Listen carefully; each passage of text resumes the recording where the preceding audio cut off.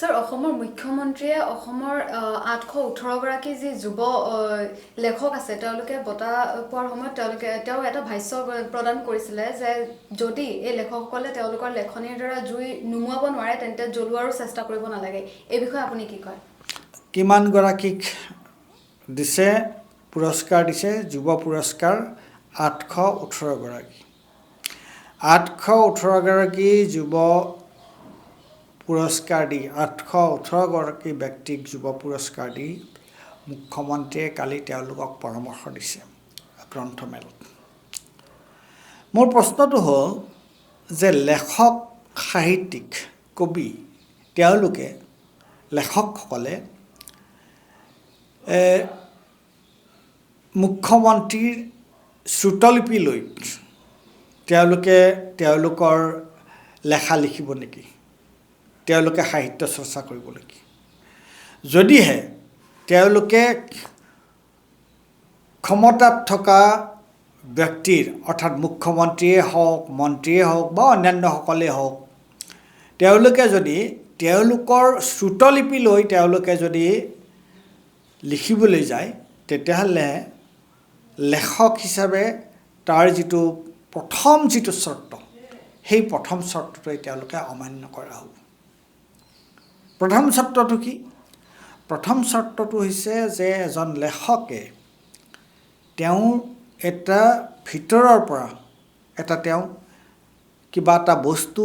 তেওঁক ভিতৰৰ পৰা এটা তেওঁৰ মাজত এটা তাগিদা সৃষ্টি কৰিব লাগিব যে তেওঁৰ চকুৰ আগত যিখন তেওঁ জগত দেখা পাই আছে বা তেওঁৰ যিটো মনোজগত তাত তেওঁৰ যিবোৰ চিন্তা ভাৱনা সেইবিলাক তেওঁ প্ৰকাশ কৰিব লাগিব আৰু নিৰ্ভেজালভাৱে প্ৰকাশ কৰিব লাগিব সাহসেৰে প্ৰকাশ কৰিব লাগিব এতিয়ালৈকে পৃথিৱীত যিসকল লেখক কবি সাহিত্যিক স্মৰণীয় হৈ আছে তেওঁলোকে সদায় নিৰ্ভয়ে নিজৰ মনোভাৱ ব্যক্ত কৰিছে বুলিয়েই তেওঁলোক আজি সমাজত লেখক সাহিত্যিক হিচাপে স্বীকৃতি হৈছে আৰু যিসকলে তেনেকুৱা ধৰণে কালি যিটো মুখ্যমন্ত্ৰীয়ে যি কথা ক'লে যি পৰামৰ্শ দিলে আৰু মুখ্যমন্ত্ৰীৰ পৰামৰ্শ লৈ তেওঁলোকে যদি বঁটাৰ আশাত তেওঁলোকে যদি মুখ্যমন্ত্ৰীয়ে যি কয় সেই ধৰণৰ লেখা লিখিবলৈ যায় তেওঁলোকৰ লিখনিৰ একো অৰ্থ নাথাকিব আৰু 2 নম্বৰ কথা লেখক সাহিত্যিকে কি কৰিব লাগে লেখক সাহিত্যিকৰ প্ৰথম যিটো দায়বদ্ধতা সেই দায়বদ্ধতাটো নিজৰ প্ৰতি যে সেই দায়বদ্ধতাটো কি যে তেওঁলোকে সত্য কথন সঁচা কথাটো তেওঁলোকে ক'ব লাগে মই জুই জ্বলাবলৈ কোৱা নাই মুখ্যমন্ত্ৰীয়ে কি অৰ্থত কেনেকুৱা ধৰণে ব্যৱহাৰ কৰিছে মই নাজানো কিন্তু প্ৰথম কথাটো হৈছে লেখক সাহিত্যিকে সমাজৰ অন্যায় অনীতিৰ বিৰুদ্ধে তেওঁলোকৰ কলম ধৰিব লাগিব লেখক সাহিত্যিকে ক্ষমতাশালী চৰকাৰৰ দুৰ্নীতি অনিয়ম এইবিলাকৰ বিৰুদ্ধে তেওঁলোকে মাত মাতিব লাগিব যি লেখক সাহিত্যিকৰ সমাজৰ অন্যায় অনিয়মৰ বিৰুদ্ধে মাত মতাৰ অধিকাৰ নাই যি লেখক সাহিত্যিকৰ ক্ষমতাত থকা ব্যক্তিসকলে কৰা অন্যায় অনিয়ম চকুমুদি তেওঁলোকে সহ্য কৰি থাকে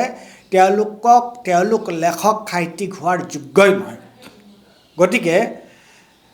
লেখক সাহিত্যিকে জুই জ্বলাব জুই নুমাব এইবোৰ প্ৰশ্ন অবান্তৰ প্ৰশ্ন প্ৰথম কথা হৈছে লেখক সাহিত্যিকে সমাজৰ অন্যায় অনিয়মৰ বিৰুদ্ধে তেওঁলোকে মাত মাতিব লাগিব আৰু সেই অন্যায় অনিয়ম যদি মুখ্যমন্ত্ৰীয়ে কৰে প্ৰধানমন্ত্ৰীয়ে কৰে যোনেই নকৰক তাৰ বিৰুদ্ধে তেওঁলোক খৰব হ'ব লাগিব আৰু তাৰ বিৰুদ্ধে যদি তেওঁলোক খৰব নহয় এতিয়া যিটো অৱস্থা চলিছে যে এতিয়া তুমি ফুলৰ সৌন্দৰ্য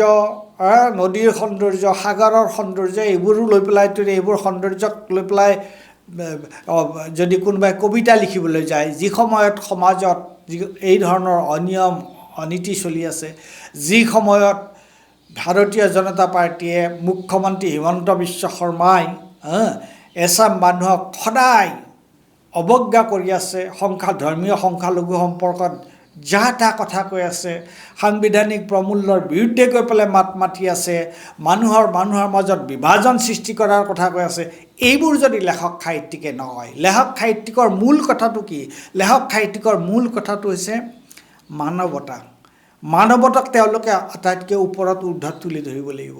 মানুহে মানুহৰ মাজত বিভাজন কৰা কথাটো তেওঁলোকে ক'ব নালাগিব।